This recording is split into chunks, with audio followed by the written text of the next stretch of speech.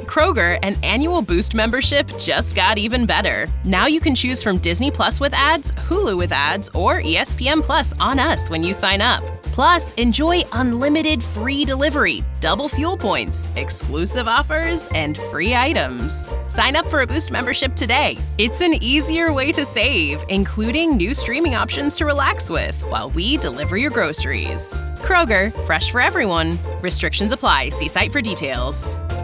If you're a facilities manager at a university, you know students rely on the cafeteria for breakfast, lunch, dinner, and the occasional late-night snack. So when a dishwasher breaks down and dirty plates pile up, the mess hall can turn messy in the blink of an eye. Enter Grainger.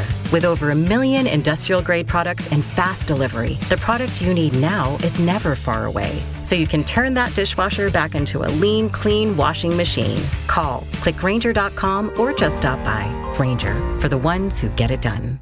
Eu, como escritor, eu gosto de contextualizar. Eu sou jovem, o que eu sei é o que está acontecendo agora, tanto que teve até um romance meu que eu reescrevi ele e falei, cara, eu vou inserir ali dentro críticas do que está acontecendo nesse país agora. Tem 99% da crítica mundial falando que o cara é genial. De repente você vai lá, com a sua competência nada de leitura e fala, o cara é chato. Então Machado tá aí há uma longa data. No meio do século XX, teve uma tradução do Machado, só que o que aconteceu naquele momento, os tradutores, aí que eu falo, quando você não entende bem a alma do idioma, você perde a ironia daquele idioma.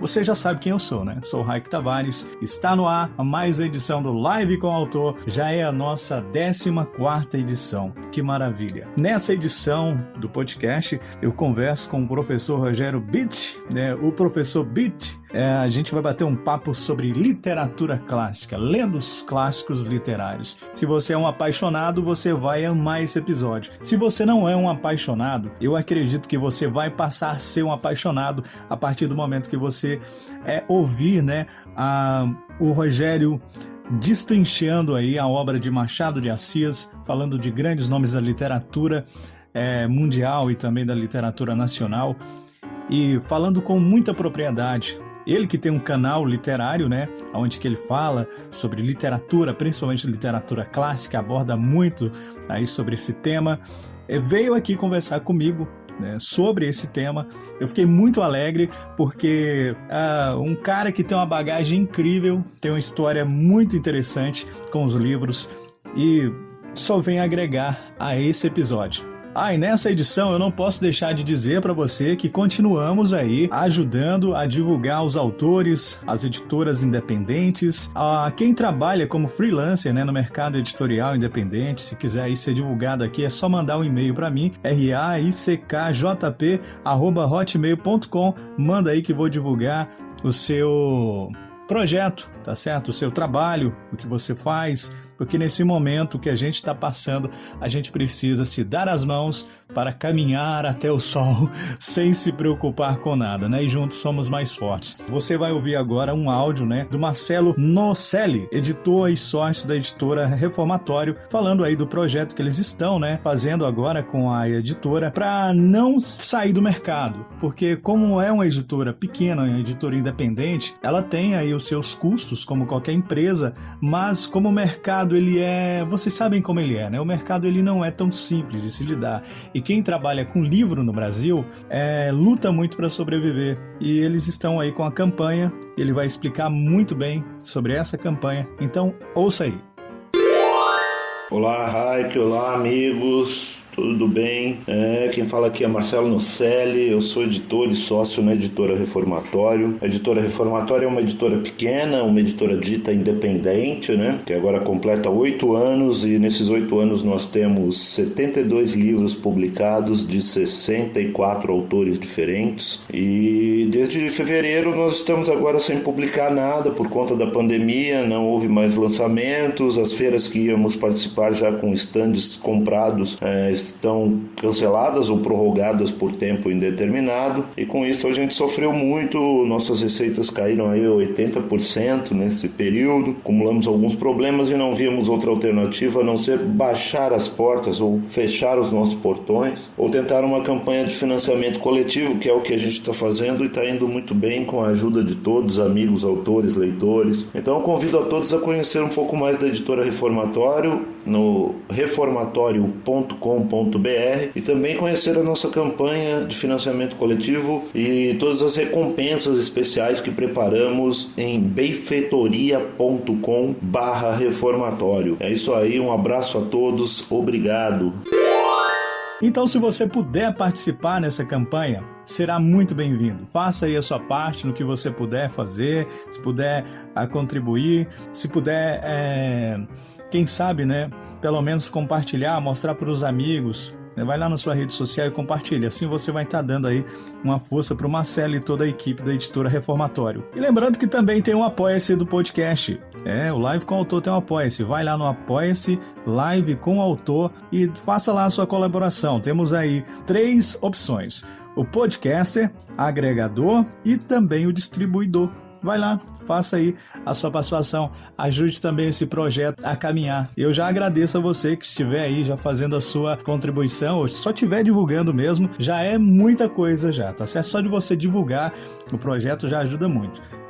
E tá na hora do nosso episódio, que tá imperdível. Vamos lá então? Stay warm and save every day. All in the Kroger app. Get 10 for $10 on select varieties of Kroger pasta, Starkist tuna pouches, or Powerade. Then get flavorful fresh Heritage Farm chicken split breast, drumsticks, or thighs for $1.49 a pound, all with your card. Shop these deals at your local Kroger, less than 5 miles away. Or tap the screen now to download the Kroger app to save big today. Kroger, fresh for everyone. Prices and product availability subject to change. Restrictions apply. See site for details. Claquete!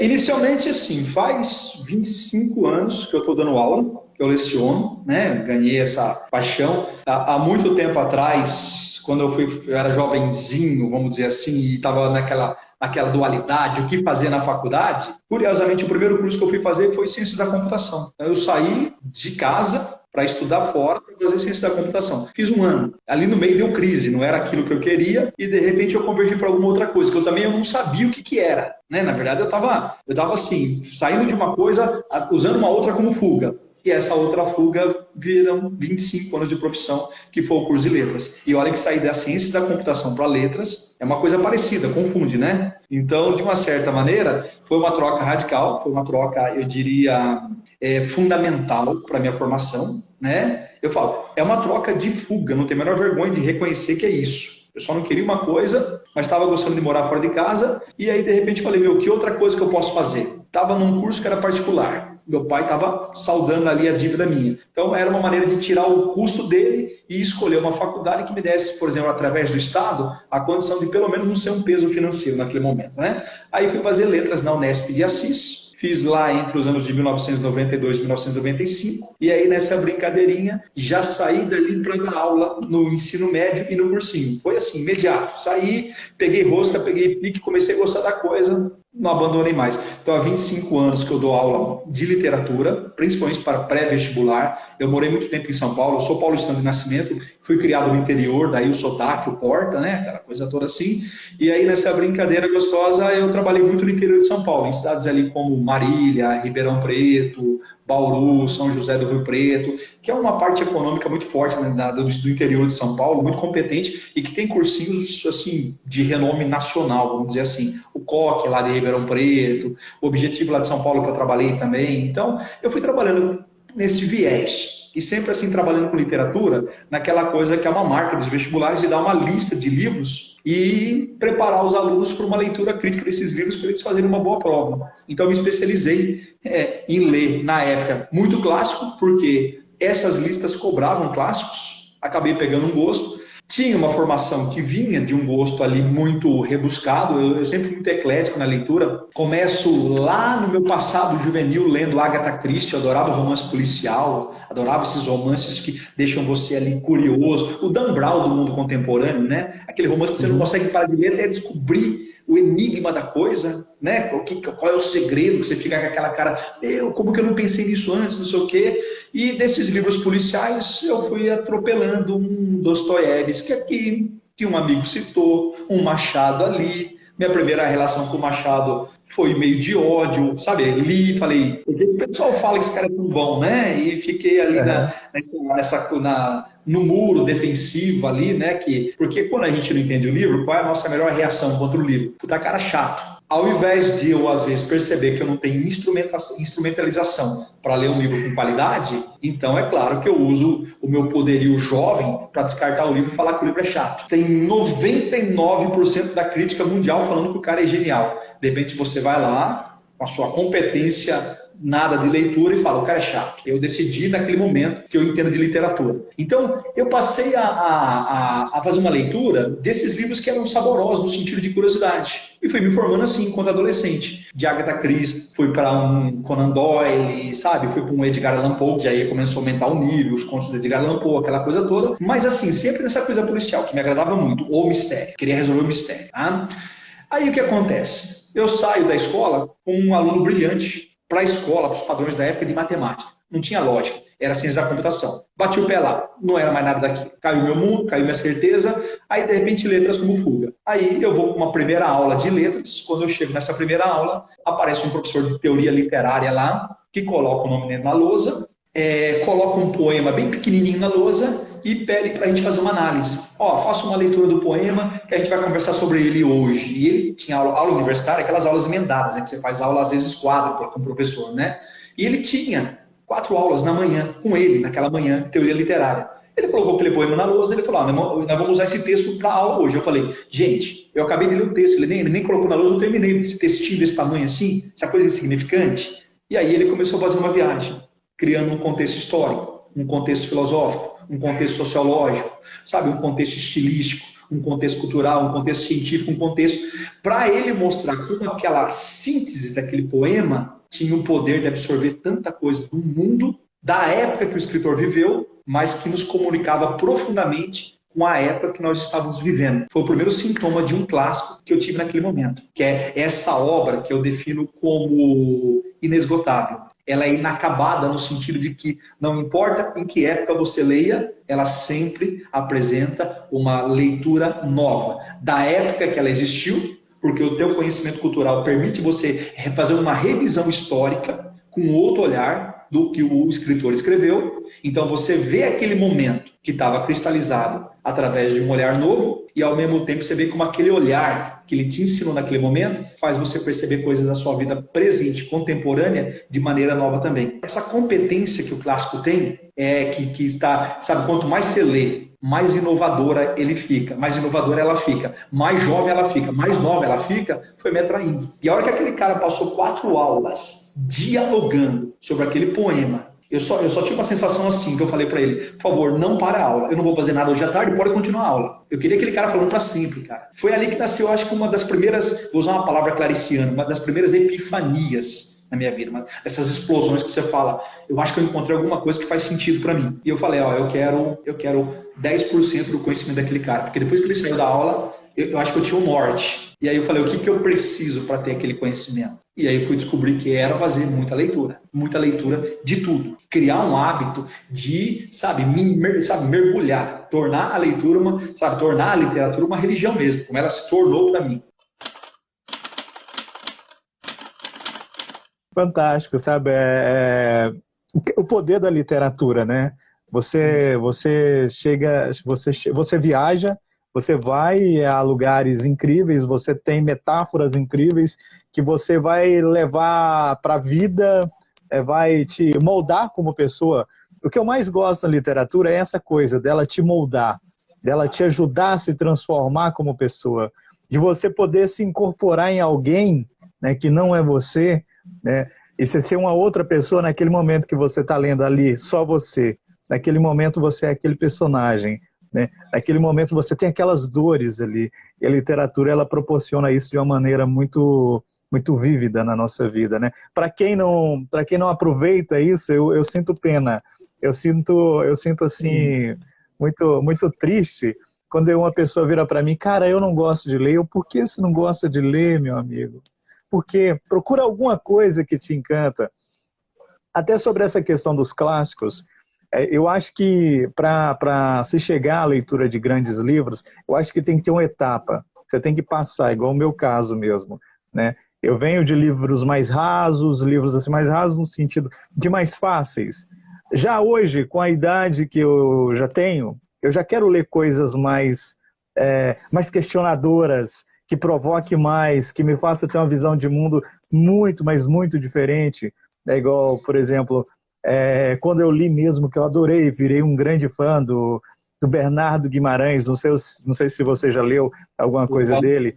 Falei, eu sou esse cara, sabe? Esse autor, ele é fantástico, né? O Seminarista foi um livro que eu falei, poxa, cara, fantástico esse livro. Aí o Dinkins,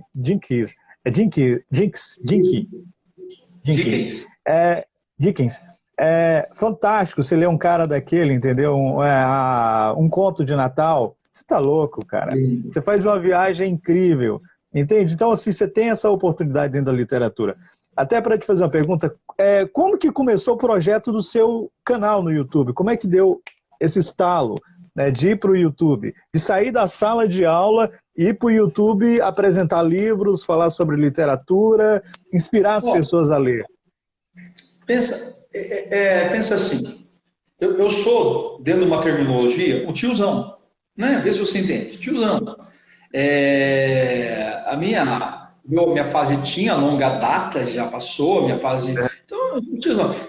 Mas é o tiozão que adquiriu esse hábito bobo de ler e que foi, assim, através de muito estudo, construindo uma concepção crítica para aproveitar a leitura.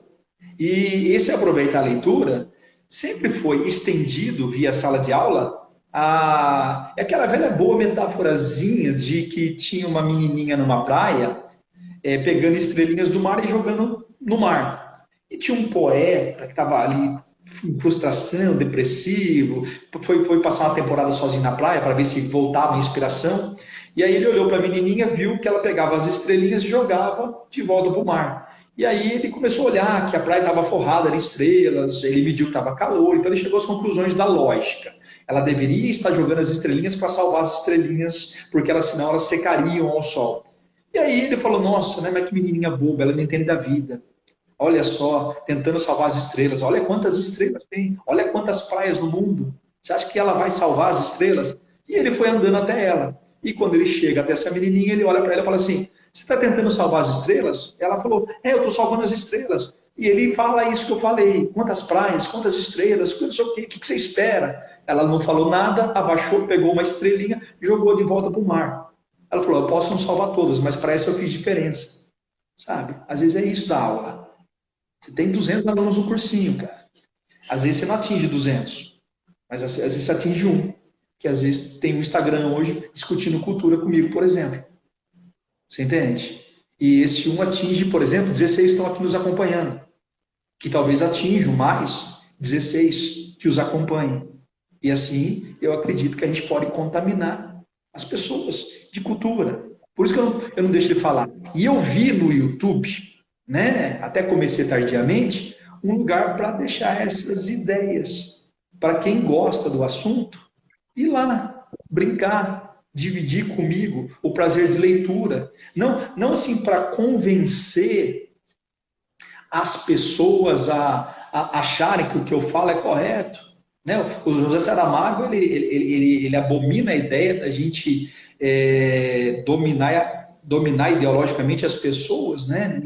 Você não pode escravizar ninguém na sua limitação ideológica. Sabe assim? Né? É uma das formas mais perversas do mundo você impor a uma pessoa uma verdade absoluta sobre alguma coisa, sendo que às vezes o seu limite sobre a verdade é muito pequeno. Né? E a gente vive uma época dessa, né? De pessoas que falam muito e que sabem pouco, na verdade. E de pessoas carentes que buscam qualquer refúgio para se sentir enturmadas em grupos, achando que tem conhecimento disso ou daquilo. E a literatura é libertária nesse sentido. Então eu não vou lá na função de doutrinar ninguém, de querer convencer ninguém. Eu vou lá compartilhar coisas que eu vi e que às vezes agradam muito. Nesse momento, está agradando a 29 mil pessoas. Você está entendendo? Eu não imaginei. Eu imaginei. O Brás Cubas, ele fala, quando ele vai começar o livro, ele tem um texto introdutório que ele fala: o Stendhal escreveu um livro falando que talvez ele não atingiria 100 pessoas. Olha a modéstia do Stendhal. O Stendhal, o grande Stendhal, ele fala: o que não me admira nem me consterna é se esse meu livro vai atingir 50 leitores. 50? 30, 20, talvez 5 leitores eu terei com o meu livro.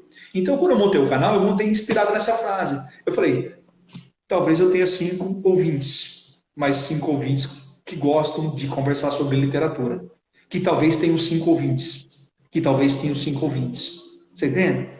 E nesses 5 ouvintes meus, eu cheguei a 29 mil. Não é um número expressivo diante dessa realidade de YouTube, da quantidade que se mede, a qualidade da pessoa, pela quantidade de seguidores que ela tem. Mas eu falo, pelas respostas que eu tenho lá, que eu tenho 29 mil pessoas qualificadas que querem ouvir literatura. Sabe? Que não querem ouvir moda. Eu vejo lá quando eu vou lá e gravo um clássico, e quando eu faço as minhas viagens, e quando eu apresento leituras profundas sobre um poema ou sobre um poeta, é uma coisa muito gostosa, o feedback, o diálogo, o comentário.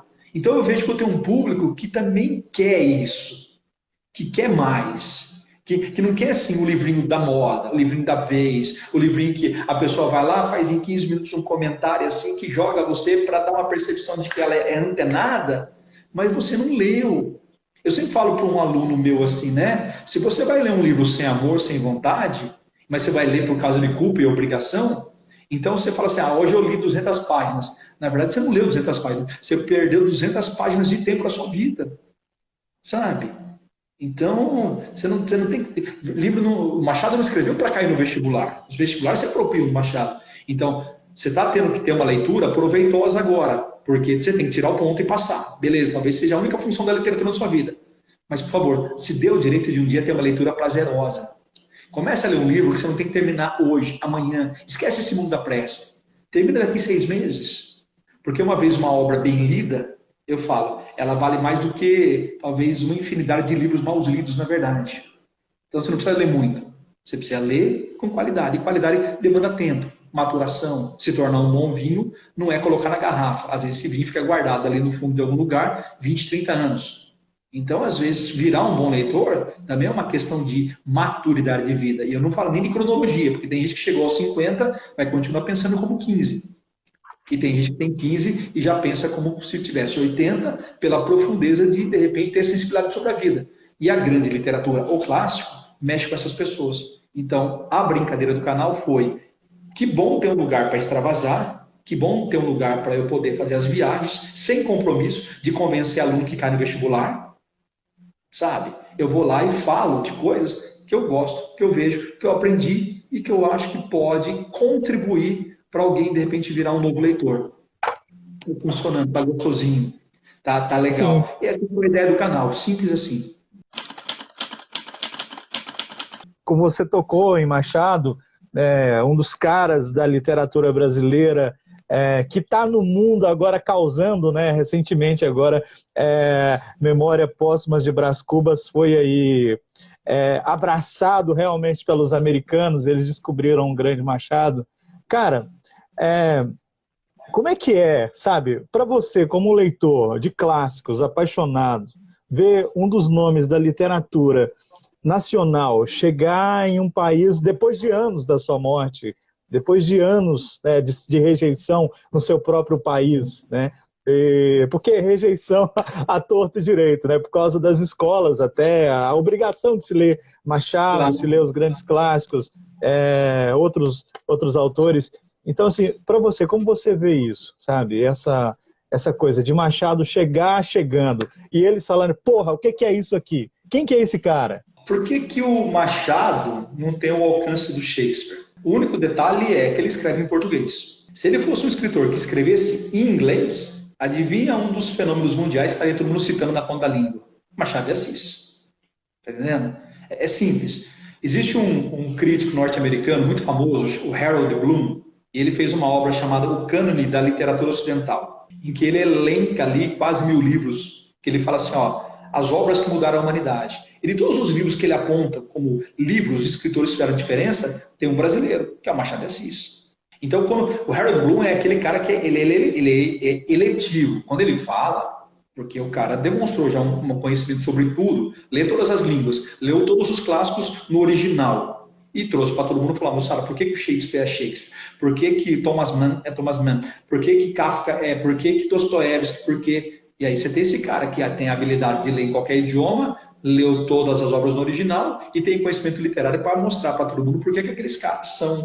E ele coloca nesse grupo seleto mundial de todos os tempos um brasileiro, Machado de Assis. Então Machado está aí há uma longa data. No meio do século XX teve uma tradução do Machado, só que o que aconteceu naquele momento, os tradutores, aí que eu falo, quando você não entende bem a alma de um idioma, você perde a ironia daquele idioma.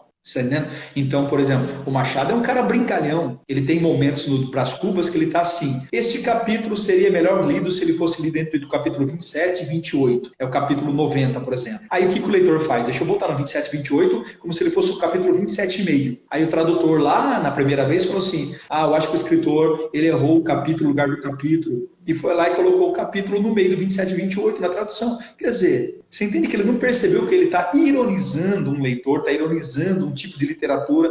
Então, tudo isso, na primeira tradução do Machado, deixou a desejar. Então, quem lê o Machado fala, é isso? Então, às vezes, quando a tradução é mal feita, às vezes você vê defeito no escritor que não tem, porque você não está na língua dele. E agora surge uma pesquisadora, que ela talvez seja a maior especialista momentânea. É claro que tem um pessoal no Brasil, o Robert Schwartz, por exemplo, tá? O Antônio Cândido, que faleceu, Alfredo Bozzi. Estou pegando a nata da teoria literária brasileira e que eles mostraram já visões mas grande parte da crítica internacional, a Ellen Caldwell, na década de 60, ela faz uma releitura do Dom Casmurro que ninguém tinha feito. O John Gladstone, que é um inglês, ele veio reparar que o Machado ele trabalha muito com número, com datas, e essas datas viram uma referência a uma alegoria política do Brasil, que é um negócio muito legal. Então o livro tem a universalidade da história, mas não abandona a brasilidade. Vou dar um exemplo bem bobinho. O Brás Cubas, quando ele começa a história, ele começa pelo final. Ele já começa dando spoiler, então ele já começa ironizando a literatura daqueles que a única parte boa é saber o final. Então ele fala, querido leitor, se queres saber o final da minha história, morri. Então ele começa o livro assim, Então, para você leitor superficial, romântico, que o máximo seu é saber o que vai acontecer no final, você não é meu leitor, valeu, toca aqui, tchau. Tá? Morri no final. Então ele começa quebrando a literatura romântica. Ele fala, morri numa sexta-feira, às 14 horas do mês de agosto do ano de 1869, tinha 64 anos rígidos e prósperos, tinha uma bela chácara no Catumbi, 300 contos de réis. E aí ele vai brincando. A hora que você está vendo essas datas, em 1869, tinha 64 anos, aí assim que ele passa pela morte, ele começa. Aí ele fala do nascimento, aí ele fala quando ele tinha 5 anos, que ele quebrou a cabeça de uma escrava, ele fala quando ele tinha 6 para 7, que ele ganhou um escravo, que ele colocava de cavalinho no chão, aí vira uma ironia da escravidão no Brasil, e aí eu vou falar por que explodiu o sucesso do Machado agora nos Estados Unidos, tá? Por cenas como essa. Aí ele fala quando ele tinha 9 anos, que ele sacaneou um casal lá na casa dele, mostrando o adultério do casal. Aí ele fala dos 9, ele vai para os 17. Aí ele passa o colégio, ele fala, colégio, não vou falar dessa fase enfadonha, ele brinca, ele pula, tá? E ele vai para os 17. E aos 17 ele começou a frequentar uns barzinhos com entrada de neon, cerveja R$25, que era o ritual da molecada lá, de virar homem, ganhar masculinidade, conhecendo uma prostituta. E ele conhece a Marcela quando ele tinha 17. E quando ele tinha 17 ele conhece a Marcela, ele vai concorrer com os caras lá, mas ele dá presentes mais caros, ele vê presente como forma de declarar amor, então ele vai patrocinando a Marcela fortemente, tanto que ele gasta uma fortuna no nome do pai dele, e depois de 15 meses de uma aventura amorosa e um gasto absurdo, é como se você deixasse uma conta, a pessoa vai pagar de, vamos lá, tenta imaginar uns 400 mil reais, seu pai faria com você, tá? Então o pai do Brás Cubas fala assim, tá bom, eu queria que você se divertisse, virasse homem, mas exagerou, não é para isso, você vai para a Europa estudar e não sei o quê, não pai, eu quero ficar com ela, você vai para a Europa, você vai embarcar amanhã, vai para Coimbra, vai fazer direito, vai virar alguém que respeite sua família, não sei o quê, e ele vai, depois de 15 meses de relação com a Marcela, tanto que ele tem uma frase, Marcela amou-me durante 15 meses e 11 contos de réis. Você pega um leitor, você está lendo uma literatura de um cara que vive uma tradição patriarcal, da elite brasileira, que ele tem escravo do século XIX, aquela coisa. Só que a hora que você mexe com as datas, qual é o ano que ele nasceu? 69. Quantos anos ele tinha quando ele morreu, perdão, 69.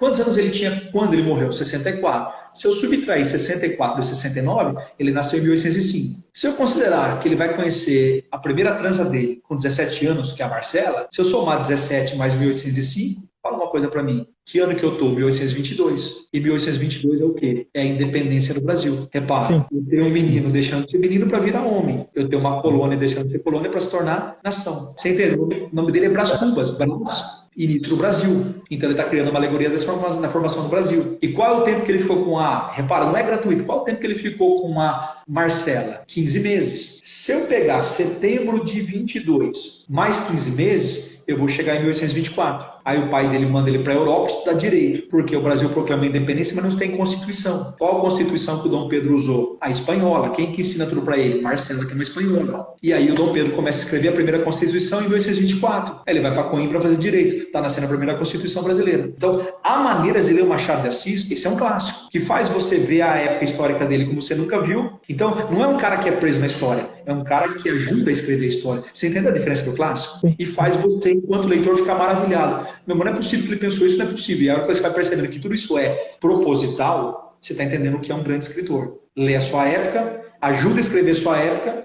e lê todas as épocas da humanidade. Então ele nunca se encerra. E às vezes você consegue fazer a leitura do livro só lendo as datas e os números que ele dá e você tem uma alegoria do Brasil interminável. Você entende que legal isso, cara?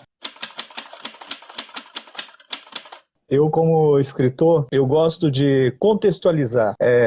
Eu sou jovem, o que eu sei é o que está acontecendo agora, tanto que teve até um romance meu que eu reescrevi ele e falei, cara, eu vou inserir ali dentro críticas do que está acontecendo nesse país agora. Por exemplo, a minha personagem, ela tá fugindo de um cara, mas só que quando ela entra para comprar um salgado, olha só, comprar um salgado que ela tá com fome, ela vê dois caras. Um com a camisa do Brasil, com o rosto de um cara, em preto e branco, e o outro com o machadinho ali, comunista, aquela coisa toda. E aí ela entra e os dois começam a brigar, entendeu? E aí eu contextualizo esse momento do Brasil, do que está acontecendo agora, né? Das pessoas estarem brigando, discutindo, querendo impor a sua verdade um em cima do outro. E aí a minha personagem, ela tá ali perdida, né? Não sabe o que está acontecendo e aquelas pessoas estão lá de fundo discutindo, brigando, um querendo matar o outro. Nós somos um animal histórico, a gente faz parte de um contexto, e esse contexto ele tem que alimentar o que a gente escreve. Aí entra a sacada do grande escritor, de não abrir mão do que está acontecendo. O Machado não abriu mão da independência brasileira, entendeu que legal? Mas ao mesmo tempo, quem não conhece aquele momento da história, ao ler o Brás Cubas, não ri menos, só deixa ele rir mais. Você entendeu que legal? Você não vai rir menos se você não entender a independência do Brasil. Só que se você entender, você vai rir mais. Então é isso que é legal. Ele fala assim, eu sou um cara do meu processo histórico. Mas meu processo histórico, tal como a história do Império Romano, e olha que quando você conhece a história do Império Romano, você fala como que o Império Romano terminou, e se o Império Romano caiu, imagina a independência do Brasil. Eu acho que a sensibilidade do grande escritor como Machado, Shakespeare e companhia é perceber e ter essa certeza de que os processos históricos, eles são efêmeros. Talvez tudo que a gente está discutindo hoje em relação à nossa política, talvez daqui a 40 anos vai ser absolutamente, de repente, em que nível essa talvez seja a primeira pandemia, que nível serão as outras, que isso pode mudar completamente a nossa postura em relação a tudo. O grande escritor, ele percebe um fato histórico, ele tem que ser absorvido, porque você vive aquilo. Mas ele é uma lição para você entender uma coisa maior que é o ser humano e que funciona ao longo de um processo até a extinção humana eterno. Então, captar o momento, mas captar o que vai ser lido no futuro, vai dando ao bom escritor a qualidade de se tornar imortal. E quando você vai ficando imortal, você vai transcendendo o tempo, você vai ganhando a categoria de clássico. O clássico começa lá na Grécia Antiga, numa fase determinada entre o século V e o século IV, quando, de repente, através de pensadores como Aristóteles e companhia, Fídias, né, a construção do Partenon, do templo de Atenas, aquela coisa toda assim, você vai criando regras de proporção, de harmonia, de equilíbrio, de beleza, de uma estética que eles consideravam perfeito. Então, tudo que aconteceu ali foi chamado de clássico. Por isso que toda hora você fala, o Renascimento recupera o clássico da Grécia Antiga, o neoclassicismo recupera, o parnasianismo recupera. Então você vai tendo uma situação histórica que define, quem faz essas regras é clássico. No mundo romano, clássicos era uma ideia de quem tinha uma classe. Classe era a ideia de um homem que hoje em dia ele teria mais ou menos $2 milhões na conta.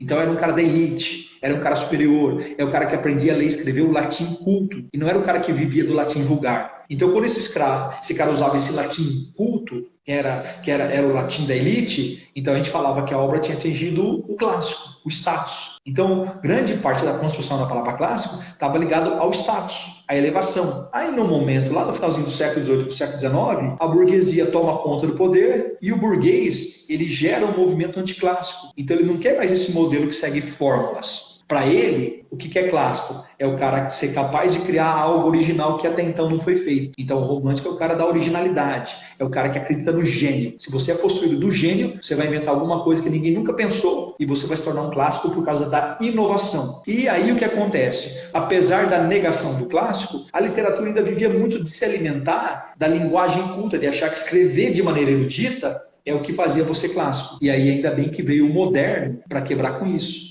e mostrar que qualquer linguagem, quando bem trabalhada, ela pode se tornar eterna. O grande escritor não é o cara que fala erudito, é o cara que consegue absorver todas as variações de uma língua e em todas criar metáforas que se tornam atemporais. Por isso o escritor que eu venero, o Machado de Assis, é um desses que eu venero e leio constantemente, tanto que eu estou relendo o Brás Cubas por causa dessa onda que teve. Deixa eu reler, né? É a minha 6ª leitura do livro, então deixa eu reler. Então, tô brincando.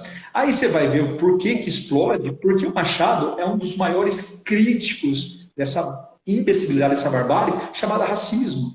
Então, a ironia que ele faz sobre o racismo e as situações racistas de um Brasil branco, da elite, que ele viveu na época dele, repara, se encaixam profundamente no que está acontecendo na revolta dos Estados Unidos agora. Então alguém fala, como esse cara já tinha o poder de ter essa concepção lá naquele país periférico, porque o que o Brasil é? O Brasil é o subúrbio do centro europeu, vê se você entende, né? Como esse paísinho periférico, tanto que uma das análises mais legais do Machado é um mestre na periferia do capitalismo. É isso. E de repente, como esse cara consegue falar o sentimento da nação americana agora? Como que ele consegue ironizar esse racismo estrutural com tamanha competência que parece que ele morou nos Estados Unidos a vida inteira? Você vê? Então todo mundo está admirado pelo Brás Cubas porque todo mundo está vendo a nação norte-americana lida pelo Brás Cubas por causa de uma coisa eterna, maldita, o racismo. E que o Machado de Assis, como preto, vamos dizer assim, ele vai trazer pra gente esse olhar de que um cara, para sobreviver numa elite branca, pequena, minúscula, de uma corte, que era o Rio de Janeiro, traz pra gente, de repente, disfarçada na sua fala, de quem teve que dissimular muito para poder sobreviver, o mecanismo de pensamento do homem branco, o Brás Cubas, o Dom Casmurro, de uma sociedade machista, mandonista, uma maldita herança das capitanias hereditárias, coronelística, sabe? Racista, misógina. E ele consegue ler isso com uma soberba, uma maravilhosa interpretação, como poucos. E aí os Estados Unidos agora maravilhado com um cara que, de repente, a gente fala, tá aqui desde o século XIX. E que, infelizmente, por causa do nosso maldito aprendizado de leitura, a gente, às vezes, deixa de aproveitar. Às vezes eu vou me esforçar para comprar um livro estrangeiro, para ler um cara da moda, porque aí eu acho que eu muito cult, menosprezo a própria cultura, aí o Oswaldo Andrade já está puxando a sua orelha faz tempo, que deixa de aproveitar um cara. Só que agora ele vira um modinho nos Estados Unidos, adivinha onde que ele vai virar modinha? Aqui. Abençoado, aqui. Porque quando a modinha é de gente boa, a gente apoia. Eu queria que você indicasse um filme. Você gosta de vinho, né? Então indique um bom vinho também para se comprar. E pode indicar um outro livro que não seja clássico. Filme. Eu gosto. Tem um cara, o Quentin Tarantino, para mim, ele quebra perspectivas. Eu citaria qualquer filme do Quentin Tarantino. Mas Pulp Fiction, por exemplo, seria uma dessas obras inovadoras do cinema. Pulp Fiction, Quentin Tarantino, para citar um. Tá? Pegar um para entrar nessa pira de um Machado revolucionário no cinema Quentin Tarantino. Vinho, eu vou citar um argentino que eu amo muito, o Alma Negra. Eu adoro. O nosso vinho Alma Negra, eu recomendaria a todo mundo. Maravilhoso. Vinho argentino chamado Alma Negra. E um livro, vou citar um cara contemporâneo do século XXI no Brasil, do qual eu sou devoto. Aliás, eu citaria dois, um menino e uma menina. A minha escritora favorita do mundo contemporâneo, ela não é tão contemporânea porque ela já a longa data na jornada, mas ela começa as publicações em 2003. Conceição Evaristo. Eu acho essa mulher sublime. sabe? O que ela faz com os livros dela é de uma enormidade maravilhosa. E um outro cara que eu sou devoto, para mim ele é um Machado de Assis do século XXI, é um manauara chamado Milton Ratum. Milton Ratum. Ele é um Machado contemporâneo. Talvez os leitores do século IX vissem no Machado a mesma facilidade que a gente vê hoje no Milton Ratum. E o Milton Ratum tem a mesma maestria de criar ambiguidade, tanto que Dois Irmãos é inspirado no livro Esaú e Jacó do Machado de Assis. O narrador, que você vai descobrir só no capítulo 9, ele quer descobrir quem é o pai, ao passo que o Bentinho do Dom Casmurro quer descobrir se ele é o pai. Milton Ratum é um machadiano. Então, quem conhece o Machado faz assim com o Milton Ratum, mas quem não conhece, o Milton Ratum faz assim do mesmo jeito, porque ele é bom demais. Pronto.